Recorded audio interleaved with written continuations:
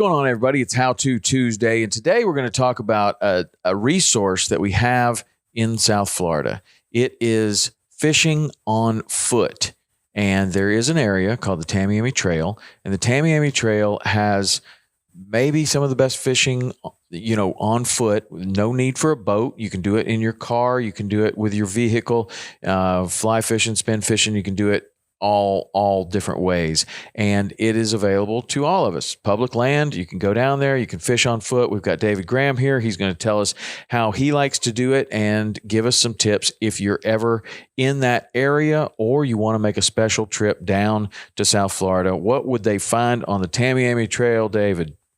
Yes, I'm telling you right now, if you're coming to South Florida, you have to carve out some time to hit up the Tamiami Trail. It is a straight road. You just drive from point A to point B. Don't make any turns. Don't have to do anything crazy. If you drive in a straight line, you've got the opportunity to catch tarpon, snook, jack crevalle, ladyfish, largemouth bass, peacock bass, bowfin, gar, all kinds of different cichlids, oscars, all on one drive. It's as simple as pulling your car over to the side of the road. Wow. So I would highly suggest, if you have any intentions of coming to South Florida or Southwest Florida, the road that connects the two is called the Tamiami Trail. It's a US 41 on a map. Don't look at that as your means to get from point A to point B.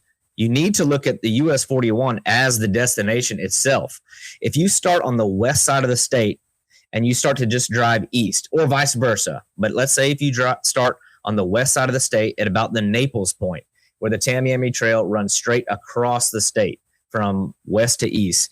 The western side of the trail is predominantly saltwater influence. What I would suggest to you, if you want to just guarantee that you're going to catch fish, one, make sure you fill your tank up with gas, because there's no gas stations on the Tamiami Trail. So that make sure right there is a good tip. Fuel up, bring hydration, because there's no stores. You're in the middle of the Everglades, which is a great thing. So you got to make sure you have all your ducks in a row right off the bat. But for a surefire guaranteed day of action without having to really be changing different varieties, do something as simple as show up with a cooler full of 2 dozen, 3 dozen shiners, 2 to 3 inch shiners, something like that. Something simple underneath a small J hook or circle hook under a float, and you can catch 10 different species of fish. But if you start on the west side of the state, what you want to look for are the different bridges. It's very simple. You look at the bridges where there's a decent little bit of water.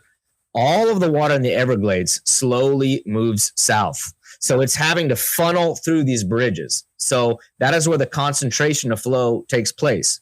You want to get to these bridges. Usually, if you want to the best shot at something like a tarpon or a snook, I would suggest getting there in the early morning or late evening.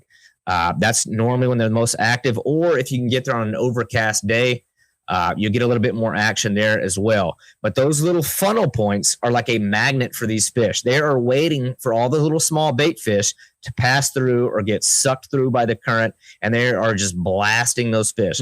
So if you put a live shiner underneath there, it's guaranteed. If you just want to check tarpon or snook off the bucket list, I can promise you, if you show up on the Tamiami Trail on the west side of the state, I'd say from about where Highway 29 runs into the trail west, that's going to be your best saltwater fishing. So check it out on the map, chart out the different bridges that you want to hit.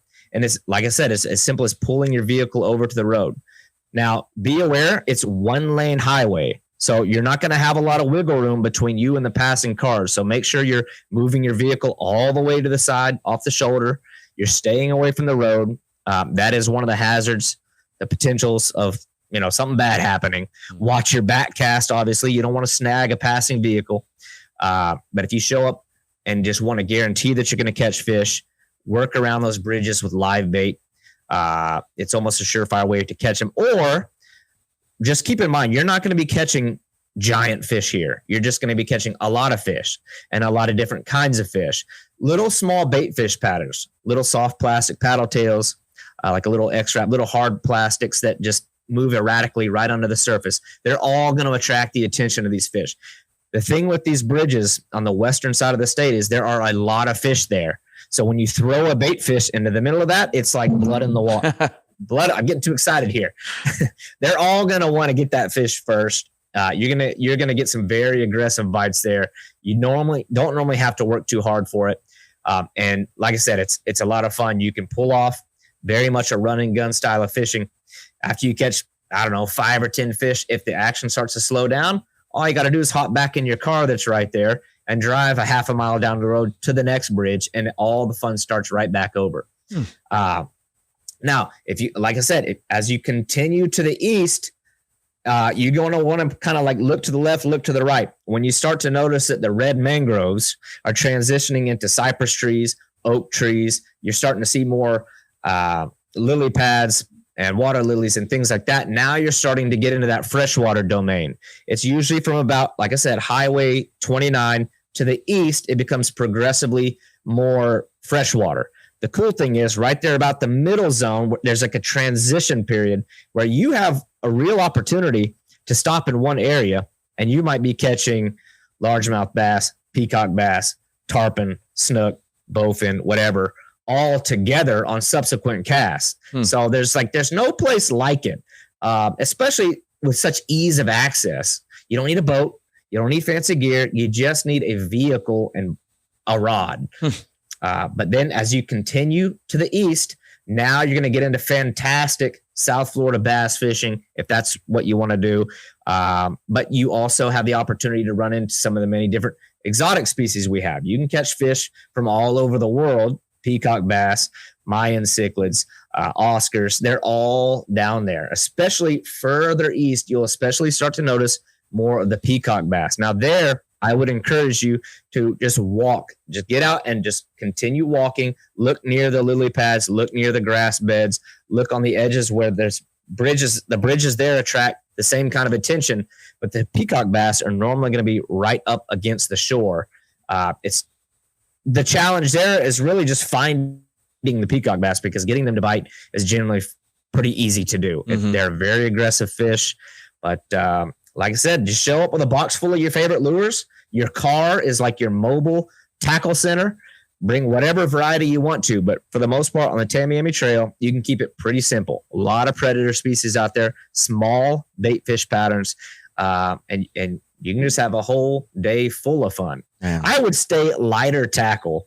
Like I said, you're not going to catch big fish, but light tackle is really all you're going to need. Well, that's some great advice and some great information. So if you are thinking about going down there, that's fantastic. You could also, if David didn't answer all your questions, I'm sure you would be willing to help people out. If they contacted you, how would they make contact with you if they had additional questions? Yeah, find me on Instagram. It's at Boundless Pursuit. Just send me a message, comment, whatever you want to do. Or my personal website is where I really keep the best meat and potatoes of all the information that I have, www.boundless-pursuit.com. I've written a lot of extensive in-depth articles on how to fish.